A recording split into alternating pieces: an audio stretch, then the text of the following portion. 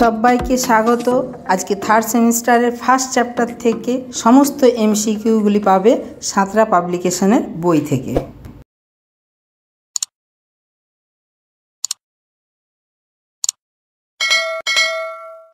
আমার প্রিয় ক্লাস 12 ছাত্রছাত্রীরা, 12 মানে আমি নিউ সিলেবাস 12 অর্থাৎ থার্ড সেমিস্টারের স্টুডেন্টদের কথা বলছি।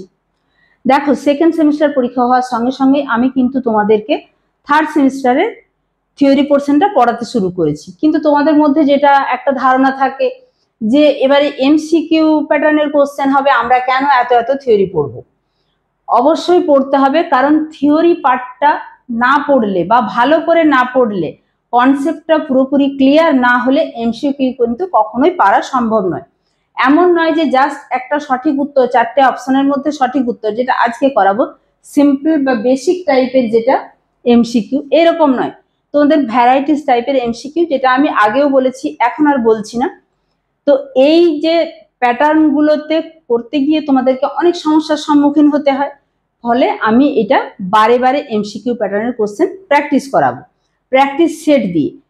তাহলে আজকে কি না, আজকে প্রথম যে চ্যাপ্টার সেখান থেকে শুরু করব, যত ধরনের এমসিকিউ হয়।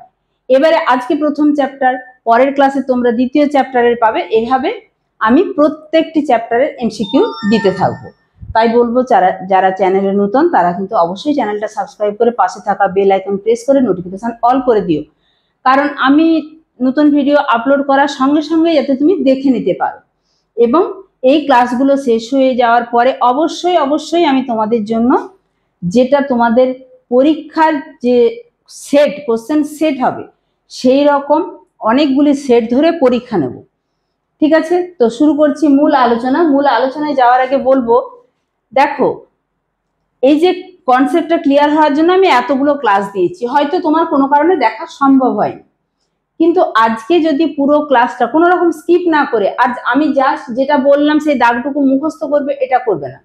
আমি যতটুকু কথা বলছি এটাও যদি বুঝে থাকো, তাহলে কিন্তু ওই থিওরির ক্লাসগুলো না দেখলেও তুমি কভার করে নিতে পারবে। কারণ আজকে যেগুলো বোঝানোর জিনিস সেগুলো বুঝিয়ে যাব, সঙ্গে এগুলোও মেনশন করে দেবো যে এটা বোঝার কিছু নয়, এটা তুমি মুখস্থ করলেই হবে। তাহলে আমি পুরো ব্যাপারটা বোঝাতে পারলাম। শুরু করছি মূল কোশ্চেন। দেখো, আজকে শুধু আমরা যেটা এমসিকিউ টাইপ, যেটা সিম্পল বা বেসিক টাইপের কোশ্চেন করব। এখানে বলে রাখি, পৃথিবীর বর্তমান অবস্থান এটা তোমরা দেখতে পাচ্ছ কি, এখানে আছে উত্তর আমেরিকা, দক্ষিণ আমেরিকা, এখানে আছে এশিয়া, এখানে আছে ইউরোপ, এখানে আছে এশিয়া, এখানে আছে আফ্রিকা, এখানটা অস্ট্রেলিয়া সহ ওশিয়ানিয়া মহাদেশ, এখানটা আন্টার্কটিকা মহাদেশ, মাঝে এখানে আটলান্টিক মহাসাগর, প্রশান্ত মহাসাগর, এখানে ভারত মহাসাগর, এখানে সুমেরু মহাসাগর, এখানে কুমেরু মহাসাগর। বর্তমান যে অবস্থান মহাদেশগুলো সে মানচিত্রে দেখানো হয়েছে, কিন্তু বহু পূর্বে, সেটা কতদিন পূর্বে সেটাও কোশ্চেন প্রসঙ্গে আসবো। পূর্বে কি ছিল না, মহাদেশগুলোর যে অবস্থান ছিল, পৃথিবীর মাঝখানটা স্ফীত বা চ্যাপ্টা,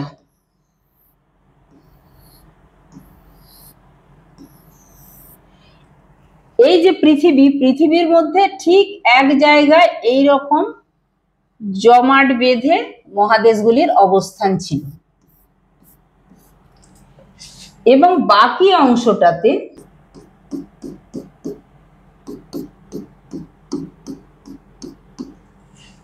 যদি আমরা এখানে 3D পিকচার ভাবি, তাহলে ওই দিকটাতেও কি আছে, পৃথিবীর অংশ, এবং ওই দিকটাতেও এই নীল জলের রং, এবং এই যে জলভাগ তার নাম হচ্ছে প্যানথালাসা, আর এই যে স্থলভাগটা একসঙ্গে জুড়ে আছে তার নাম ছিল প্যানজিয়া। পরে প্যানজিয়ার মধ্যে চিড় ধরেছে বা ভাঙন ধরেছে, এবং মহাদেশগুলো একে অপরের থেকে দূরে সরে গেছে। এরপরে আমি 1 নম্বর কোশ্চেনে যাই। মহাদেশীয় সঞ্চরণ মতবাদের প্রবক্তা হলেন, মহাদেশীয় সঞ্চরণ মতবাদের প্রবক্তা হলেন, এতে আছে হ্যারি হেস, বিতে আছে ফ্রাঙ্ক বি টেলর, সিতে আছে আলফ্রেড ওয়েগনার, ডিতে আছে জেটি উইলসন। আমরা সবাই জানি মহাদেশীয় সঞ্চরণ মতবাদের প্রবক্তা আলফ্রেড ওয়েগনার। ওয়েগনারের মতে কার্বনিফেরাস যুগের আগে সমগ্র পৃথিবীতে একটি মাত্র মহাদেশ ছিল, যেটা বললাম।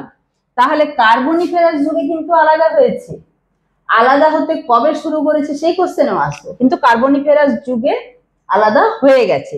তার আগে সমগ্র পৃথিবীতে একটি মাত্র মহাদেশ ছিল, তার নাম কি বলেছি?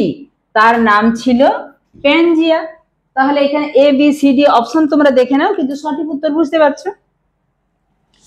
3 ওয়েগনারের মতে কার্বনিফেরাস যুগের আগে সমগ্র পৃথিবীতে একটি মাত্র মহাসাগর ছিল, তার নাম কি বলেছি? অপশন দেখছো প্যানজিয়া, আঙ্গারাল্যান্ড, প্যান্থালাসা, গন্ডোয়ানাল্যান্ড। তাহলে সঠিক উত্তর প্যান্থালাসা। পরের কোশ্চেন 4 দাগে, মহী সঞ্চরণের জন্য কোন শক্তি অথবা বল মুখ্য ভূমিকা নেয়?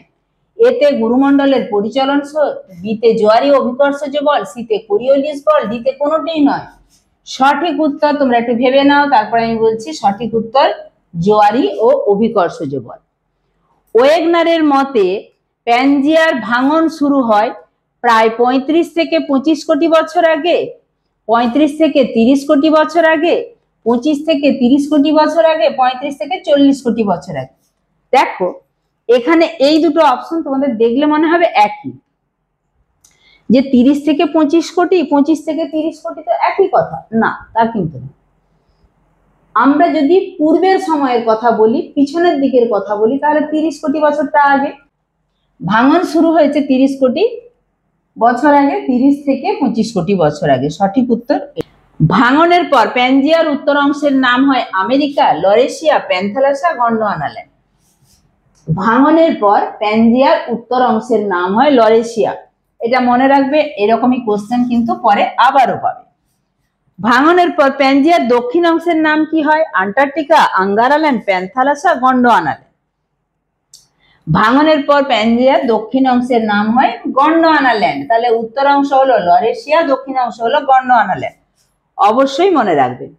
ওয়েগনারের মতে যে যুগ থেকে প্যানজিয়ার ভাঙন শুরু হয়, যেটা তোমাদেরকে বলছিলাম যে ভেঙে তো গেল কার্বনিফেরাস যুগে, তাহলে ভাঙনটা শুরু হয়েছে কবে? ভাঙনটা শুরু হয়েছে মেসোজোয়িক যুগে। গেল 8 দাগের কোশ্চেন। লরেশিয়া অবস্থিত যে গোলার্ধে, দেখো এক্ষুনি বলছিলাম যে ভাঙনের পর উত্তর অংশের নাম কি হয়, তাহলে লরেশিয়া কোন গোলার্ধে অবস্থিত তোমরা নিশ্চয়ই বুঝতে পারছো, অবস্থিত উত্তর গোলার্ধে। গ্লসেপ্টেরিস হলো এক প্রকার, এটা মুখস্থ করবে, ছত্রাক জাতীয় না, মস জাতীয় না, ফার্ন জাতীয় না, শ্যাওলা জাতীয় উদ্ভিদের জীবাশ্ম? ফার্ন জাতীয় উদ্ভিদের জীবাশ্ম। লরেশিয়া ও গন্ডোয়ানাল্যান্ডের মাঝে অবস্থিত সাগরের নাম, এটা আমরা সবাই জানি, যে অংশে হিমালয় পর্বতমালা সৃষ্টি হয়েছে গন্ডোয়ানাল্যান্ড এবং লরেশিয়ার মাঝে। মাঝে কি ছিল? মাঝে লোহিত সাগর না টেথিস সাগর না কৃষ্ণ সাগর না ভূমধ্য সাগর? টেথিস সাগর। ওয়েগনারের মতে মহাদেশগুলির সঞ্চরণ অধিক ঘটেছে যেদিকে? উত্তর ও পশ্চিম দিক, দক্ষিণ ও পশ্চিম দিক, উত্তর ও দক্ষিণ দিক, উত্তর ও পূর্ব দিক। ওয়েগনারের মতে মহাদেশগুলির সঞ্চরণ অধিক ঘটেছে উত্তর ও পশ্চিম দিক।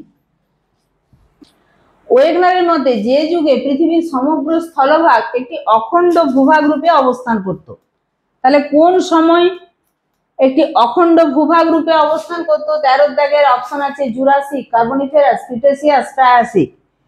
সঠিক উত্তর কার্বনিফেরাস। তাহলে কি দাঁড়ালো?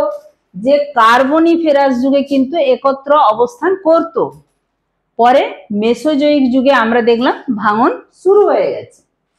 জোয়ারি শক্তির প্রভাবে যেদিকে মহীসঞ্চরণ ঘটে, জোয়ারি শক্তি এবং অভিকর্ষজ বল। এখানে দেখবো জোয়ারি শক্তির প্রভাবে কোন দিকে সঞ্চরণ ঘটে, পূর্ব না উত্তর না পশ্চিম না দক্ষিণ? এটা মুখস্থ করবে, পশ্চিম দিকে। এরপরে 15 দাগে কোশ্চেন, বৈষম্যমূলক অভিকর্ষজ শক্তির প্রভাবে যেদিকে মহীসঞ্চরণ ঘটে, দক্ষিণ ও পূর্ব দিকে, উত্তর ও পূর্ব দিকে, দক্ষিণ ও পশ্চিম দিকে, উত্তর ও পশ্চিম দিকে? সঠিক উত্তর উত্তর ও পশ্চিম দিকে।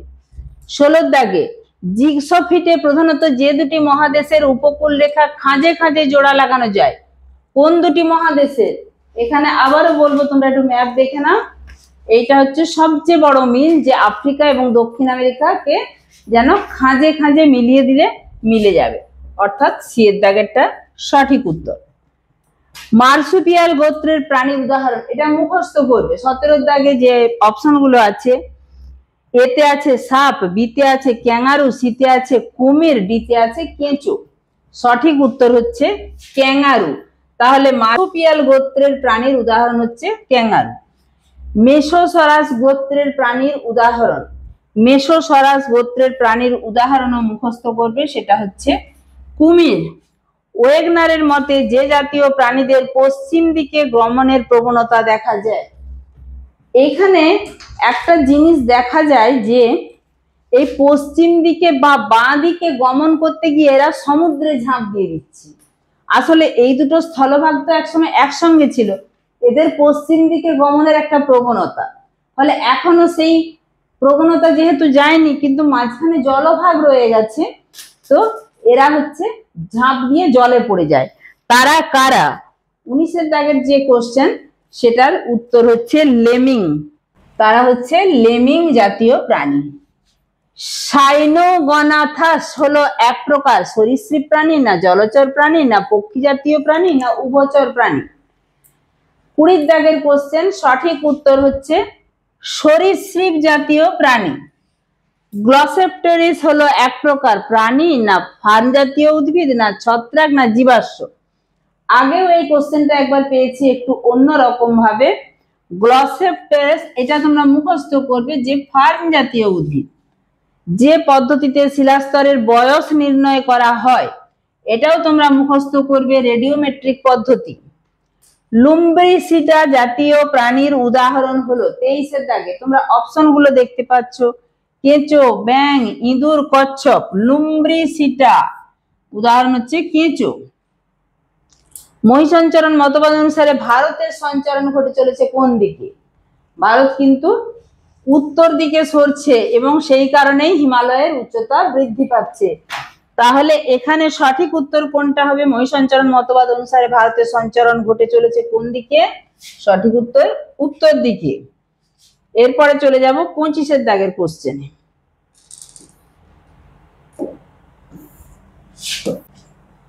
জিগসোপিটের ঘটনা যে নামে পরিচিত, এতে আছে মেরুর ভ্রাম্যমানতা, বিতে আছে জাক্সটাপোজিশন, সিতে আছে প্যানজিয়া আল্টিমা, ডিতে আছে মহিষঞ্চরণ। জিগসোপিটের ঘটনা যে নামে পরিচিত জাক্সটাপোজিশন, এটা কিন্তু তোমরা মুখস্থ করবে। কার্বনিফেরাস যুগে দক্ষিণ মেরুর অবস্থান ছিল, আমি যে ছবিটা এঁকেছিলাম, অর্থাৎ এই যে দক্ষিণ মেরুটা সেটা কিছুটা উঠে এই আফ্রিকার নাটালের কাছে অবস্থান করত। কার্বনিফেরাস যুগে দক্ষিণ মেরুর অবস্থান কোথায় ছিল? নাটালে, মাদাগাস্কারে, সান ফ্রান্সিসকোতে, আর্জেন্টিনায়। তাহলে কার্বনিফেরাস যুগে দক্ষিণ মেরুর অবস্থান ছিল নাটালে, মাদাগাস্কারে, সান ফ্রান্সিসকোতে, না আর্জেন্টিনাতে? সঠিক উত্তর নাটালে।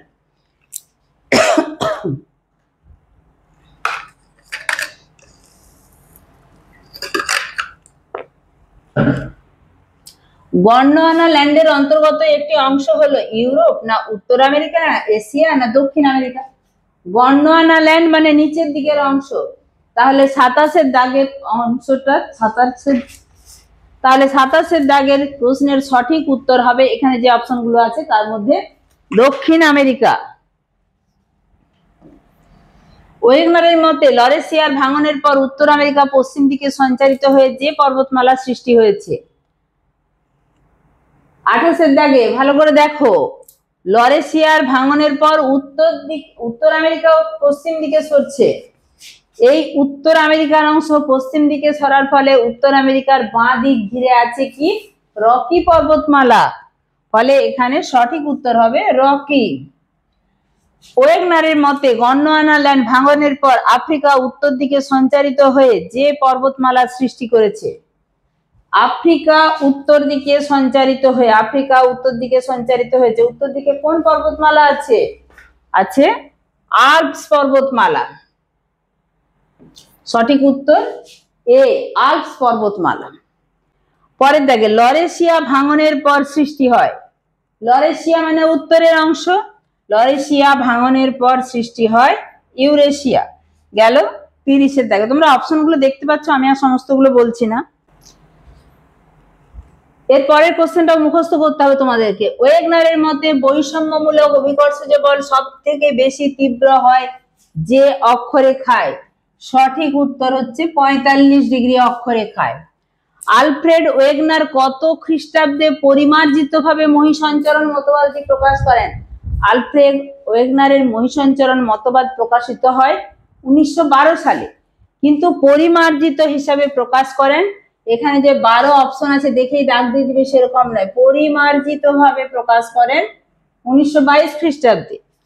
প্যানজিয়া শব্দের আক্ষরিক অর্থ দেখো, আগেও বলেছি প্যানজিয়া, প্যান কথার অর্থ কি? অল বা সকল, আর জিয়া কথার অর্থ হচ্ছে ভূখণ্ড বা মহাদেশ, তাহলে সঠিক উত্তর সমগ্র ভূখণ্ড। 34, শিয়াল ও সীমার নিচের যেটির সঙ্গে সম্পর্কযুক্ত তা হলো গুরুমণ্ডলের সঙ্গে, না কেন্দ্রমণ্ডলের সঙ্গে, না ভূত্বকের সঙ্গে, না বায়ুমণ্ডলের সঙ্গে? আমরা জানি ভূত্বকের উপরের অংশ সিলিকন এবং অ্যালুমিনিয়াম অর্থাৎ হালকা উপাদানে গঠিত, যাকে বলে শিয়াল। শিয়ালের ঠিক নিচেই রয়েছে যেটা মহাসাগরীয় অংশ গঠন করেছে সিলিকন ও ম্যাগনেসিয়াম দ্বারা, তার নাম সীমা। তাহলে শিয়াল সীমা, এটা নিয়েই ভূত্বক। তাই কার সঙ্গে সম্পর্কযুক্ত? সঠিক উত্তর সি, ভূত্বক। Die ইনস্ট্যান্টে Hang der continent and জেনিউ, এই বইটি কার লেখা? এই বইটির লেখক হচ্ছেন আলফ্রেড ওয়েগনার। 35 এর প্রশ্নের উত্তর হচ্ছে আলফ্রেড ওয়েগনার। এরপরে চলে যাব 36, ওয়েগনারের মহিষঞ্চরণ তত্ত্বের সঙ্গে যুক্ত নয় বায়ুমণ্ডল, না প্যানজিয়া, না প্যান্থালাসা, না মেরু ভ্রমণ? প্যানজিয়াও যুক্ত, প্যান্থালাসাও যুক্ত, মেরু ভ্রমণও যুক্ত, তাহলে যুক্ত নয় কোনটা? সঠিক উত্তর বায়ুমণ্ডল। আচ্ছা, এখানে টিক দিলাম মানে এগুলো কিন্তু সঠিক নয়, সঠিক উত্তর হচ্ছে বায়ুমণ্ডল, যুক্ত নয় বলেছি। এরপর 37-এ যে বিজ্ঞানী সর্বপ্রথম মহিষঞ্চরণ সম্পর্কে সুস্পষ্ট বৈজ্ঞানিক ধারণা প্রদান করেন? Alfred Wegener, F B. Taylor, A. Snider, Francis Bacon? সর্বপ্রথম সুস্পষ্ট ধারণা প্রদান করেন আলফ্রেড ওয়েগনার। 38-এ মহিষঞ্চরণ মতবাদের সঙ্গে যুক্ত নয় এমন বিজ্ঞানী হলেন? A. Snider, F B. Taylor, Edward Suess, J T. Wilson? 38-এর দাগের সঠিক উত্তর হলো জে.টি. উইলসন। জে.টি. উইলসন কিসের সঙ্গে যুক্ত? পাক সংস্থান তত্ত্বের সঙ্গে যুক্ত, তাহলে যুক্ত নয় এমন বিজ্ঞানী হলেন জে.টি. উইলসন। 39, আফ্রিকা থেকে অস্ট্রেলিয়া ও ভারতীয় উপদ্বীপ উত্তর পূর্ব দিকে চলনের ফলে কি সৃষ্টি হয়েছে? 39 এর অপশনগুলো তোমরা একটু দেখে নাও। আফ্রিকা থেকে অস্ট্রেলিয়া এবং ভারতীয় উপদ্বীপ উত্তর পূর্বে, আফ্রিকা থেকে এদিকে অস্ট্রেলিয়া সরে গেছে, এদিকে ভারত সরে গেছে, ফলে কি সৃষ্টি হয়েছে? মাঝখানে ভারত মহাসাগর। আফ্রিকা ও ইউরেশিয়া থেকে দুই আমেরিকা পশ্চিম দিকে চলনের ফলে কি সৃষ্টি হয়েছে? এটা তো আর বলারই অপেক্ষা রাখে না, যেটা বারবার দেখাচ্ছি, আফ্রিকা এবং ইউরেশিয়া, এখান থেকে দুই আমেরিকার চলনের ফলে কি সৃষ্টি হয়েছে? মাঝখানে আটলান্টিক মহাসাগর। প্যান্থালাসা শব্দটির অর্থ আগের থেকেই বলে আসছি, সমগ্র মহাসাগর। দেখো, আমি প্রথমে যে পোর্শনটুকু বুঝিয়ে দিলাম সেইখানের বেসিসে বোঝানোর যে পার্ট, সেখানে সব কোশ্চেনের অ্যান্সারই কিন্তু তোমরা পারবে। তাহলে পারবে না কোনগুলো? যেটা মুখস্থ করতে হবে সেগুলোও আমি বলে দিলাম, অবশ্যই ভালো করে সেগুলো মুখস্থ করে নিও। ওয়েগনারের মতে দক্ষিণ আমেরিকার পশ্চিম উপকূলে যে পর্বতমালার সৃষ্টি হয়? আবারও ম্যাপ, তোমরা বারে বারে দেখছো আমি ম্যাপ ছাড়া যেমন পড়াতে পারি না, পড়তেও পারি না, তোমাদেরও কিন্তু এই অভ্যাসটা গড়ে তোলা ভীষণ রকম জরুরি। উত্তর আমেরিকার বাঁ দিক জুড়ে তৈরি হয়েছে রকি, দক্ষিণ আমেরিকার বাঁ দিক জুড়ে তৈরি হয়েছে আন্দিজ। তাহলে এখানে ওয়েগনারের মতে দক্ষিণ আমেরিকার পশ্চিম উপকূলে যে পর্বতমালার সৃষ্টি হয় তার নাম কি? তার নাম আন্দিজ। চলে যাব 43।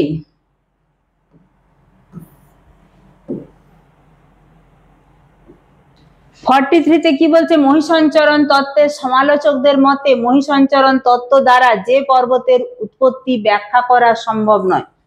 দেখো, রকি পর্বতের উৎপত্তি ব্যাখ্যাও আমরা এক্ষুনি করলাম, আন্দিজ পর্বতের উৎপত্তি ব্যাখ্যা করলাম, হিমালয় পর্বতের উৎপত্তি ব্যাখ্যা করলাম, আল্পস পর্বতের উৎপত্তি ব্যাখ্যা করলাম। কোথায় কোথায় অবস্থিত যেগুলো? ভারতের উত্তরে হিমালয়, এই অংশটাতে অর্থাৎ ইউরোপের অংশে আল্পস, এখানে আছে রকি, এখানে আছে আন্দিজ, সবগুলোর কথা হয়েছে। তাহলে কোনটা সম্ভব নয়? এখানে যেটা বাকি পড়ে রইল সেটা হচ্ছে আরাবল্লী। রকি, আন্দিজ ও উচ্চ হিমালয়ে যে শিলাস্তরের উপস্থিতির ব্যাখ্যা মহিষঞ্চরণ তত্ত্ব দ্বারা পাওয়া যায় না। রকি, আন্দিজ এবং উচ্চ হিমালয়ে যে শিলাস্তরের উপস্থিতির ব্যাখ্যা মহীসঞ্চরণ তত্ত্ব দ্বারা পাওয়া যায় না। এখানে রকি, আন্দিজ এবং উচ্চ হিমালয়ের কথা, সেটা কোন শিলার ব্যাখ্যা পাওয়া যায় না? সেটা হচ্ছে গ্রানাইট শিলার। হয়ে গেল 44। এবারে 45। এফ.বি. টেলর কত খ্রিস্টাব্দে প্রথম মহীসঞ্চরণ সম্পর্কে তার ধারণা প্রকাশ করেছিলেন? সঠিক উত্তর 1910। ওয়েগনার কত খ্রিস্টাব্দে প্রথম মহীসঞ্চরণের ধারণা প্রকাশ করেন? সালগুলো কিন্তু তোমাদেরকে মুখস্থ করতে হবে। সর্বপ্রথম মহীসঞ্চরণ সম্পর্কে ধারণা দেন 1912 সালে, যদিও তার পরিবর্তিত বা পরিমার্জিত সংস্করণ 1922 সালে বের করে। 47। মহাদেশীয় সঞ্চরণ ক্ষেত্রে মেরু ভ্রাম্যমানতা বা মেরুর চলন যে বিষয়ক প্রমাণ তা হলো পুরা জলবায়ুগত, ভূতাত্ত্বিক, না পুরাজীবীয়, না পুরা চুম্বকীয়? সঠিক উত্তর হচ্ছে পুরা চুম্বকীয়, মুখস্থ করবে। 48। গ্লসেপ্টরিস মূলত যে জলবায়ু অঞ্চলের উদ্ভিদ? শীতল জলবায়ু, মৌসুমী জলবায়ু, উষ্ণ জলবায়ু, ভূমধ্যসাগরীয় জলবায়ু? 48 এর সঠিক উত্তর হচ্ছে শীতল জলবায়ু। 49। ভারতীয় উপদ্বীপের দক্ষিণ দিকে যে যুগে মহাদেশীয় হিমবাহ অবস্থান করত? ভারতীয় উপদ্বীপের দক্ষিণ দিকে যে যুগে, যুগের নাম বলো, কোন যুগে? মেসোজয়িক, না সিনোজয়িক, না কার্বনিফেরাস, না প্যালিওজয়িক? ভারতীয় উপদ্বীপীয় অংশের দক্ষিণ দিকে মহাদেশীয় হিমবাহ অবস্থান করত, এতটাই শীতল ছিল, সেটা কোন যুগে? 49 এর সঠিক উত্তর হচ্ছে কার্বনিফেরাস যুগে। এবার চলে যাব 50। যে প্রাণী পেটের থলের মধ্যে সন্তান ধরে রাখতে সক্ষম হয় তাদের বলে? 50 এর অ্যান্সার হচ্ছে, অপশনগুলো দেখে নি, মেসোসরাস, মার্সুপিয়াল, লিস্টোসরাস, সাইনোগনাথাস। মার্সুপিয়াল, যার উদাহরণ হচ্ছে ক্যাঙ্গারু, তার পেটের থলির মধ্যে সন্তান ধারণ করে রাখতে সক্ষম হয়।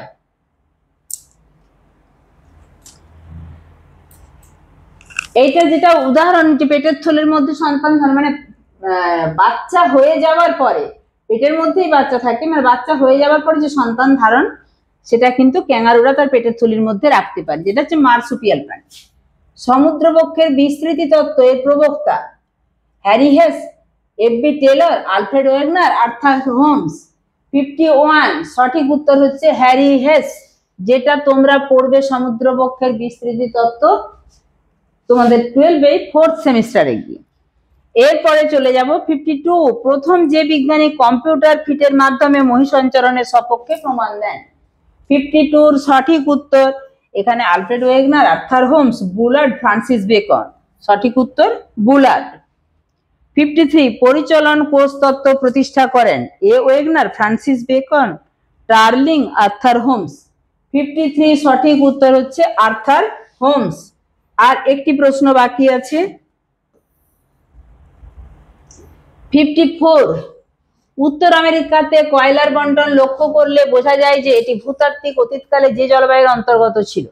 ক্রান্তীয়, না তুন্দ্রা, না মরু, না নাতিশীতোষ্ণ? 54 এর সঠিক উত্তর হচ্ছে ক্রান্তীয়।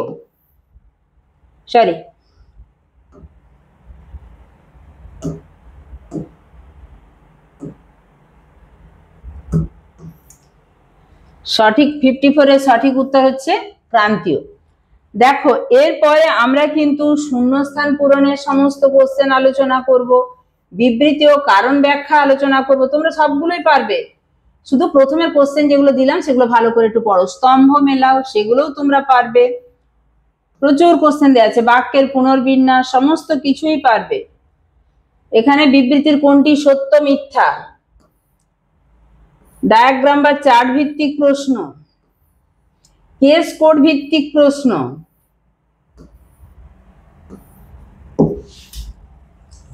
তোমাদের জন্য এত প্রশ্ন এবং উত্তর রেডি করে দেওয়া, ক্লাস করে বুঝিয়ে দেওয়া তখনই সার্থক হবে যখন তোমরা ভালোভাবে পড়াশোনা করবে। ভিডিওটা 2-3 বার দেখো, সব মুখস্থ হয়ে যাবে। আর যেগুলো বোঝার জিনিস সেগুলো তো ভুলবেই না। ফলে হয়ে গেল একটা চ্যাপ্টার কমপ্লিট। আমি পরের ক্লাসে বাকি কোশ্চেনগুলো নিয়ে আসছি। ঠিক আছে, সবাই কিন্তু খুব মন দিয়ে পড়াশোনা করবে। টাটা। ক্লাস 12 অর্থাৎ 3rd সেমিস্টারের প্রথম যে চ্যাপ্টারটা মহাদেশীয় সঞ্চরণ তত্ত্ব, এই মহাদেশীয় সঞ্চরণ তত্ত্ব থেকে আমি সিম্পল যে এমসিকিউ গুলো হয় সেটা আগেই আলোচনা করলাম। এরপরে এখন যেটা আলোচনা করব সেটা হচ্ছে শূন্যস্থান পূরণ। মহাদেশ ও মহাসাগরের বন্টন বিন্যাস প্রথম ড্যাশ তত্ত্বের সাহায্যে বৈজ্ঞানিকভাবে ব্যাখ্যা করা সম্ভব হয়েছিল। কোন তত্ত্বের সাহায্যে? মহাসঞ্চরণ তত্ত্ব, না পাত সংস্থান তত্ত্ব, না সমুদ্রবক্ষের বিস্তার তত্ত্ব, না ধ্রুপদী তত্ত্ব? আমি তোমাদেরকে একটুখানি ভাবার জন্য সময় দিলাম। আমি মহাদেশ এবং মহাসাগরের বন্টন বিন্যাস প্রথম কোন তত্ত্বের সাহায্যে ব্যাখ্যা করা সম্ভব হয়েছিল? মহীসঞ্চরণ তত্ত্ব। মহাদেশীয় শিলাখণ্ডগুলি ড্যাশ শিলা এবং মহাসাগরীয় ভূত্বক ড্যাশ শিলা দ্বারা গঠিত। আমরা জানি কি না, এই যে পৃথিবীর যদি এই রকম ভাবে একটা অংশ কেটে নিই তাহলে একদম উপরের অংশটা হচ্ছে ভূত্বক। এই ভূত্বকের উপরের অংশটা হচ্ছে সায়াল সিলিকন অ্যালুমিনিয়াম দিয়ে, আর নিচের অংশটা হচ্ছে সাইমা বা সিলিকন ম্যাগনেসিয়াম দিয়ে গঠিত। তাহলে এই উপরের অংশে মহাদেশীয় অংশ আর নিচের অংশে মহাসাগরীয় অংশ বিরাজ করে। তাহলে মহাদেশীয় শিলাখণ্ডগুলি ড্যাশ শিলা, মহাদেশীয় শিলাখণ্ডগুলি হালকা বলে উপরে থাকে যেটা শিয়াল, এবং মহাসাগরীয় ভূত্বক যেটা ভারী বলে নিচে থাকে। তাহলে এখানে কোনটা সঠিক উত্তর হবে? 56। সঠিক উত্তর হবে বি, হালকা শায়াল এবং ভারী সীমা দ্বারা গঠিত। প্যানজিয়ার কেন্দ্রভাগে ছিল ড্যাশ। ড্যাশ যুগে এই মহাদেশে দক্ষিণ মেরুর অবস্থান ছিল। অপশনগুলো: দক্ষিণ America Carboniferous, Africa Mesozoic, Africa Carboniferous, Europe Carboniferous. 57 দাগের সঠিক উত্তর হচ্ছে সি, অর্থাৎ আফ্রিকা কার্বনিফেরাস। প্যানজিয়ার কেন্দ্রভাগে কি ছিল? এটার সঠিক উত্তর হচ্ছে আফ্রিকা। পেনটা প্রচুর স্লিপ করছে। এবং কার্বনিফেরাস যুগে এই মহাদেশে দক্ষিণ মেরুর অবস্থান ছিল কার্বনিফেরাস যুগে। তাহলে সঠিক উত্তর কি হলো? সি। এরপরে চলে যাব 58 দাগে। উত্তর ও দক্ষিণ আমেরিকা ড্যাশ দিকে সঞ্চারিত হওয়ায় ড্যাশ মহাসাগরের উৎপত্তি হয়। 58 দাগে যে অপশন গুলো আছে: পশ্চিম ভারত মহাসাগর, পূর্ব ভারত মহাসাগর, পূর্ব আটলান্টিক মহাসাগর, পশ্চিম আটলান্টিক মহাসাগর। দেখো এইখানে আমি যদি ছবিটা আঁকি,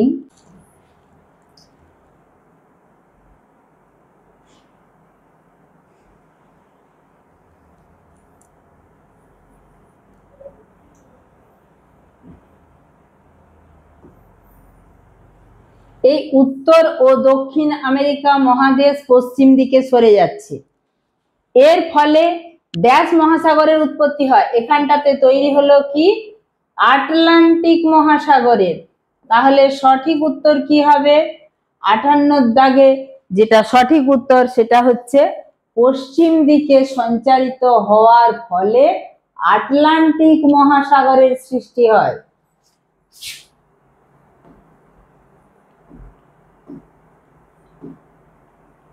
তাহলে পশ্চিম আর আটলান্টিক কিসে আছে? ডিতে। ওয়েগনারের মতে মহাদেশীয় ভূখণ্ডের ড্যাশ সঞ্চরণের মূল কারণ হলো ড্যাশ শক্তি। সঠিক উত্তর হচ্ছে এ, পশ্চিমমুখী এবং জোয়ারি শক্তি। তাহলে ওয়েগনারের মতে মহাদেশীয় ভূখণ্ডের এটা পশ্চিমমুখী সঞ্চারণের ফলে সঞ্চারণের মূল কারণ। ওয়েগনারের মতে মহাদেশীয় ভূখণ্ডের পশ্চিমমুখী সঞ্চারণের মূল কারণ হচ্ছে জোয়ারি শক্তি। 60 দাগে উত্তর আমেরিকায় ড্যাশ যুগের কয়লার স্তর পাওয়া গেছে যা অতীতকালে ওই অঞ্চলে ড্যাশ জলবায়ুর অবস্থানকে নির্দেশ করে। 60 দাগের সঠিক উত্তর হবে কার্বনিফেরাস এবং উষ্ণ। কার্বনিফেরাস যুগের কয়লার স্তর পাওয়া গেছে যা অতীতকালে ওই অঞ্চলে কি জলবায়ু? উষ্ণ জলবায়ু নির্দেশ করে। এবারে চলে যাব 61 দাগে। মহীসঞ্চরণ তত্ত্বের ভিত্তিতে ড্যাশ পর্বতের উৎপত্তি ব্যাখ্যা করা গেলেও ড্যাশ পর্বতের উৎপত্তি ব্যাখ্যা করা সম্ভব নয়। 61 দাগের সঠিক উত্তর হচ্ছে এ আল্পস।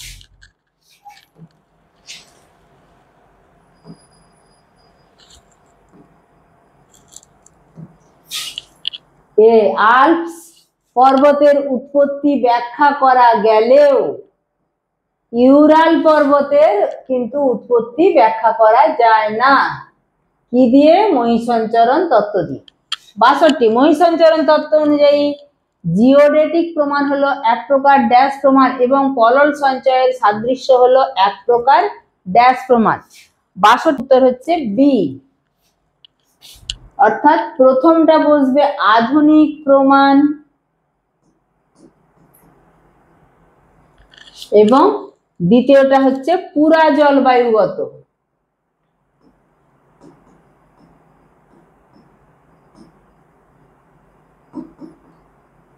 পুরা জলবায়ুগত প্রমাণ। 63 অ্যাস্থেনোস্ফিয়ারের উপর ভেসে থাকা ভূত্বকীয় খণ্ডগুলিকে ড্যাশ বলে? সিয়াল স্তরটি গঠিত সিলিকা ও ড্যাশ শিলা দ্বারা। 63 দাগের সঠিক উত্তর হচ্ছে বি। অ্যাস্থেনোস্ফিয়ারের উপর ভেসে থাকা ভূত্বকীয় খণ্ডগুলিকে কি বলে? বলে পাত। সিয়াল স্তরটি গঠিত সিলিকা ও এটি অ্যালুমিনিয়াম দ্বারা গঠিত।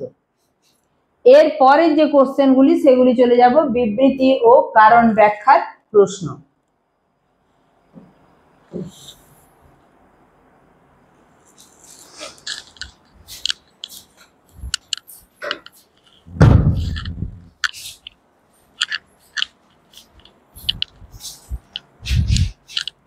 দেখো 64 কার্বনিফেরাস উপযুগে আমেরিকায় যে কয়লা স্তরের সন্ধান পাওয়া যায় তা ক্রান্তীয় উষ্ণ জলবায়ুর সাক্ষ্য বহন করে। কারণ এটা হচ্ছে একটা অ্যাজারশন দেয়া আছে, এর রিজন দেয়া আছে। ক্রান্তীয় উষ্ণ আর্দ্র জলবায়ুতে উদ্ভিদ জন্মানোর সহায়ক পরিবেশের সৃষ্টি হয়। কারণ এখানে এ এবং আর উভয়ই সঠিক, কিন্তু আর বিবৃতির এ এর যথার্থ ব্যাখ্যা নয়। এরপরে চলে যাব 65-এ। বিবৃতি দেয়া আছে, দেখো গ্লসেপটেরিস জাতীয় উদ্ভিদ মূলত উপমেরু জলবায়ু অঞ্চলে জন্মায়। কারণ দেয়া আছে ভারতের বিভিন্ন স্থানে গ্লসেপটেরিস জাতীয় উদ্ভিদ দেখা যায়। এখানে সঠিক উত্তর এ, অর্থাৎ এখানে এ এবং আর উভয়ই সঠিক, কিন্তু আরটা এর যথার্থ ব্যাখ্যা নয়। গ্লসেপটেরিস জাতীয় উদ্ভিদ মূলত উপমেরু জলবায়ু অঞ্চলে পাওয়া যায়, এটা ঠিক। ভারতের বিভিন্ন স্থানে গ্লসেপটেরিস জাতীয় উদ্ভিদ পাওয়া যায়, এটাও ঠিক। কিন্তু ভারতের বিভিন্ন স্থানে গ্লসেপটেরিস জাতীয় উদ্ভিদ পাওয়া যায় মানে তার সঙ্গে উপমেরু জলবায়ু অঞ্চলে গ্লসেপটেরিস উদ্ভিদ জন্মায়, এর কোনো যথার্থ ব্যাখ্যা নয়। তাই দুটোই সঠিক, কিন্তু আরটা এর যথার্থ ব্যাখ্যা নয়। চলে যাব 66। বিবৃতি আর দেয়া আছে। 66 বিবৃতিতে দেয়া আছে লেমিং জাতীয় প্রাণীদের স্বাভাবিক প্রবণতা ছিল পূর্ব দিকে ধাবিত হওয়া। এটা প্রথমেই ভুল, কারণ লেমিং জাতীয় উদ্ভিদ ইউরোপের অংশে, কারণ এই লেমিং জাতীয় প্রাণী যারা ইউরোপে বসবাস করে তাদের প্রবণতা হচ্ছে পশ্চিম দিকে ঝাঁপ দেয়া। তাহলে প্রথমের এই জিনিসটাতেই ভুল আছে, এটাই ভুল আছে। প্রতি বছর লেমিং প্রজাতির প্রাণীরা আটলান্টিক মহাসাগরে ঝাঁপ দেয়, এটা ঠিক। তাহলে 66 এর অ্যান্সার কি হবে? 66 এর অ্যান্সার হবে ডি, মাত্র কারণটি সঠিক। এরপরে স্তম্ভ মেলাও। এই স্তম্ভ দেখো 67 এ যেটা আছে স্তম্ভ মেলানো, জিগস ফিট 45 ডিগ্রি অক্ষরেখা, বৈষম্যমূলক অভিকর্ষ শক্তি, লরেশিয়ার উৎপত্তি, সূর্য ও চন্দ্রের প্রভাব, জোয়ারি শক্তি, প্যানজিয়ার ভাঙন, ভাঙা বস্তু জোড়া লাগানোর ঘটনা। আমরা 67 এ দেখে নেব কোনটার সাথে কোনটা যাচ্ছে। 67 এ একের সাথে যাচ্ছে ডি, অর্থাৎ জিগস ফিট ভাঙা বস্তুর জোড়া লাগার ঘটনা। বৈষম্যমূলক অভিকর্ষজ শক্তি, এটা কাজ করে 45 ডিগ্রি অক্ষরেখায়। সূর্য ও চন্দ্রের প্রভাব, জোয়ারি শক্তি। 4 প্যানজিয়ার ভাঙন, সেটাতে হলো লরেশিয়ার উৎপত্তি। তাহলে সঠিক উত্তর হচ্ছে এ। হয়ে গেল 67। এরপরে যাব 68।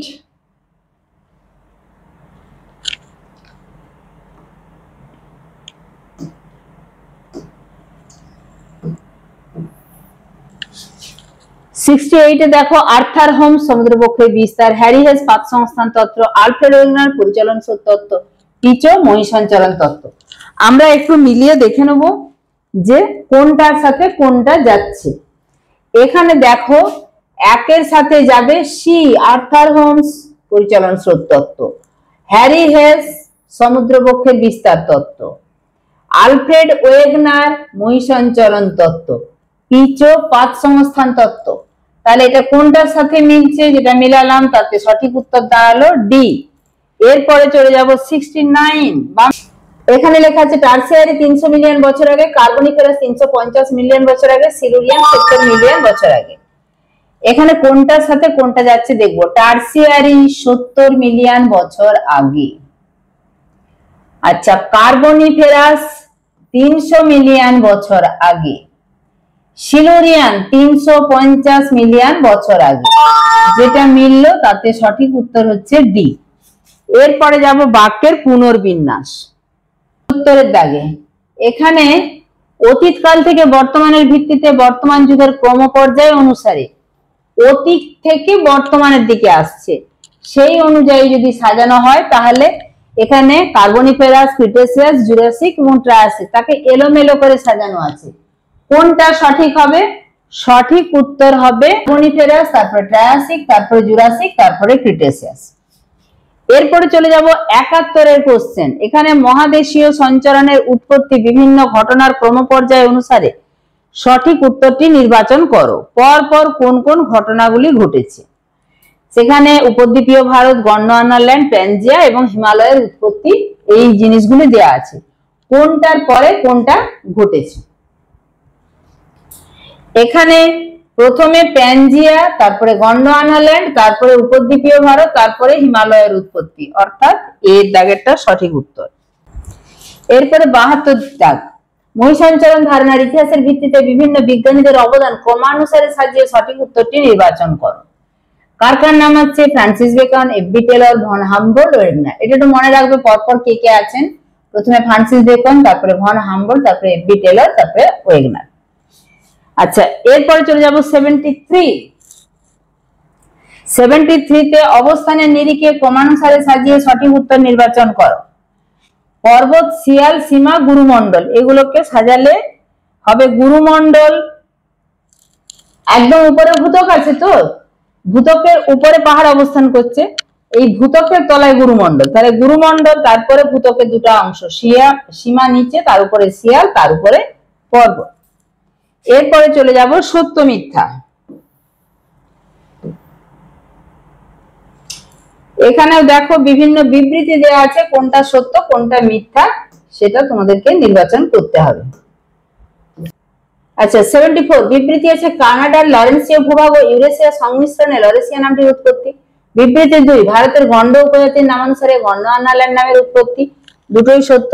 পৃথিবীর সমস্ত মহাদেশ একসাথে প্যান্থালাসা না ছিল না, তাহলে শুধুমাত্র 1 ও 2 সত্য, সি এরটা ঠিক।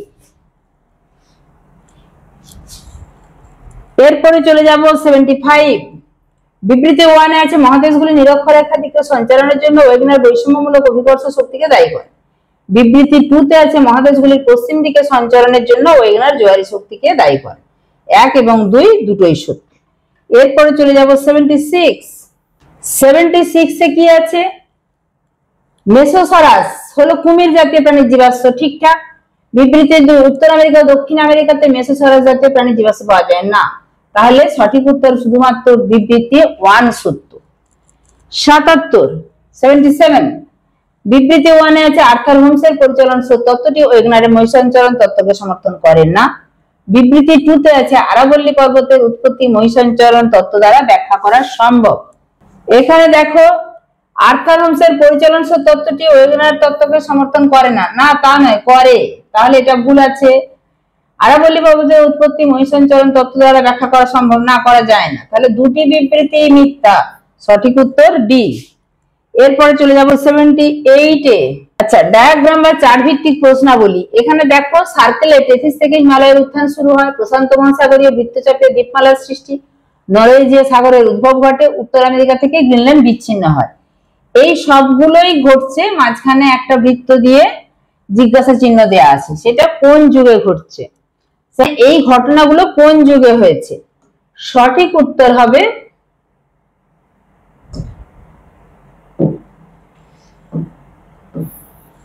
সঠিক উত্তর হবে ক্রিটেশিয়াস যুগে। পরের কোশ্চেন, কার্বনিফেরাস, পার্মিয়ান, তারপরে জিজ্ঞাসা চিহ্ন, তারপরে আছে জুরাসিক। প্রাচীন থেকে নবীন পর্যায়ে ক্রমানুসারে ভূতাত্ত্বিক যুগ বা উপযুগ অনুসারে এই চিহ্নযুক্ত স্থানের সঠিক যুগ বা উপযুগ কোনটি হবে? ট্রায়াসিক না ক্রিটেসিয়াস না টারসিয়ারি না বর্তমান? এটা হবে বর্তমান। হয়ে গেল 79, চলে যাব 80। চিত্রটিতে যে ভৌগোলিক ঘটনাটি দেখানো হয়েছে সেটি কি? এটা কোন ভৌগোলিক ঘটনা দেখানো হয়েছে?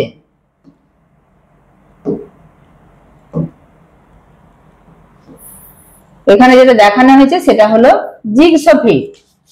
81, চিত্রে এই যে আই লেখা আছে, চিহ্নিত ভূখণ্ডটির নাম কি? গন্ডোয়ানাল্যান্ড না প্যানজিয়া না লরেশিয়া না ইউরেশিয়া? 81 এর সঠিক উত্তর হচ্ছে এই অংশটির নাম, আমরা উত্তরের অংশ যে লরেশিয়া বারে বারে পড়েছি। এরপরে চলে যাব কেস বেসড প্রশ্ন। এখানে দেখো কিছুটা অংশ তুলে ধরা হয়েছে। মহাসঞ্চারণের কারণে ভারতীয় উপদ্বীপ যখন উত্তর দিকে বা উত্তর পূর্বে সঞ্চারিত হয় তখন ইউরেশিয়া উপদ্বীপে ভারতের মাঝে অবস্থিত টেথিস সাগরের পলিরাশিতে ভাঁজ বা ভঙ্গিল সৃষ্টির মাধ্যমে হিমালয় পর্বতের উৎপত্তি হয়। এখানে হিমালয় এক প্রকার কোন পর্বত? আমরা সবাই জানি ভঙ্গিল পর্বত। মহাসঞ্চারণের কারণে ভারতীয় উপদ্বীপ যে দিক বরাবর স্থানান্তরিত হয়, কোন দিক বরাবর স্থানান্তরিত হয়েছে? না উত্তর পূর্ব দিক বরাবর। আরেকটি দেখো, এখানে আরেকটি দেখো অংশ তুলে ধরা হয়েছে। মূলত অক্সিডেশন প্রক্রিয়াতে বক্সাইট ও ল্যাটেরাইট গঠিত হয়। অক্সিডেশন প্রক্রিয়ার জন্য পর্যাপ্ত বৃষ্টিপাতের প্রয়োজন হয়, সেই কারণে ক্রান্তীয় উপক্রান্তীয় অঞ্চলে বৃষ্টিপাতের পরিমাণ অধিক হয়। এখানে লেখা আছে বক্সাইট ও ল্যাটেরাইটের সন্ধান মূলত পাওয়া যায় কোন অঞ্চলে? এখানে বক্সাইট ও ল্যাটেরাইটের সন্ধান পাওয়া যায় মূলত ক্রান্তীয় উপক্রান্তীয় অঞ্চলে। চলে যাব 85 এ। যে প্রক্রিয়ার মাধ্যমে যে প্রক্রিয়ায় বক্সাইট ও ল্যাটেরাইট স্তর গঠিত হয় কোনটা? হাইড্রেশন, অক্সিডেশন, কার্বনেশন এবং হাইড্রোলাইসিস। কোন প্রক্রিয়ার মাধ্যমে? অক্সিডেশন প্রক্রিয়ার মাধ্যমে।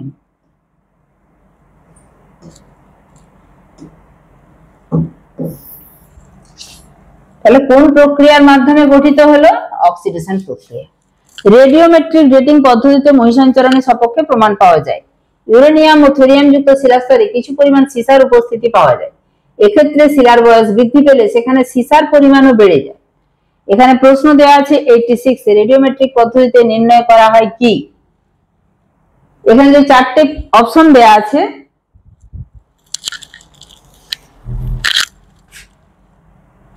এখানে চারটে অপশন আছে, শিলার ঘনত্ব, শিলার বয়স, শিলার ধরন, শিলার গঠন। শিলার বয়স নির্ধারণ করা হয়। 87 যে খনিজের বৃদ্ধি বা হ্রাসের উপর নির্ভর করে শিলার বয়স নির্ণয় করা হয়। ইউরেনিয়াম ও থোরিয়াম, লৌহ ও পটাশিয়াম, নিকেল ও দস্তা, সীসা ও অ্যালুমিনিয়াম। 87 ইউরেনিয়াম ও থোরিয়াম, অর্থাৎ এটা সঠিক উত্তর। এরপরে চলে যাব 88 এবং 89। তার আগে দেখো আবার একটা প্যারা দেয়া আছে। কার্বনিফেরাস যুগে সমগ্র পৃথিবীর ভূখণ্ড একত্রিত ছিল যা প্যানজিয়া নামে পরিচিত। প্যানজিয়ার চারপাশে ছিল বিশালাকার মহাসাগর যার নাম ছিল প্যান্থালাসা। বিভিন্ন কারণে প্যানজিয়া ছিন্ন বিচ্ছিন্ন হয় এবং ভূখণ্ডগুলি বিভিন্ন দিকে সঞ্চারিত হয়। এখানে যে প্রশ্নগুলি করা হয়েছে,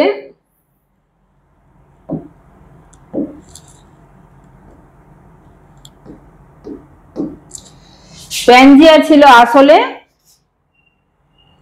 অবিভক্ত মহাদেশ, প্যান্থালাসা হলো বিশালাকার মহাসাগর। দেখো তাহলে তোমাদের ফার্স্ট চ্যাপ্টারের সমস্ত ধরনের কোশ্চেন কিন্তু একদম প্রত্যেকটাই প্রায়, প্রথমেরটা তো ছিল 54 অর্থাৎ যেটা সিম্পল, অর্থাৎ দেখো তোমাদের প্রথম যে মহাসঞ্চারণ তত্ত্বের যে চ্যাপ্টারটি সেটা সমস্ত কোশ্চেন কমপ্লিট হলো। প্রথমে যেটা সিম্পল এমসিকিউ সেটা 50টার অধিক করে দেওয়া আছে, বাকি সবগুলোতেই কোনোটায় 5টা কোনোটায় 10টা, এভাবে সমস্ত প্রশ্নের উত্তর কিন্তু সলভ করে দেওয়া আছে, সঙ্গে বুঝিয়ে দেওয়া আছে। ভালো লাগলে অবশ্যই একটা লাইক করো, চ্যানেলে নতুন হয়ে থাকলে চ্যানেলটা সাবস্ক্রাইব করে পাশে থাকা যে নোটিফিকেশন বেল সেটা প্রেস করে নোটিফিকেশন অল করে দিও, যাতে আমি নতুন কোনো ভিডিও আপলোড করার সাথে সাথে তোমাদের কাছে নোটিফিকেশন পৌঁছে যায়। সবাই সুস্থ থাকবে, ভালো থাকবে, মন দিয়ে পড়াশোনা করবে।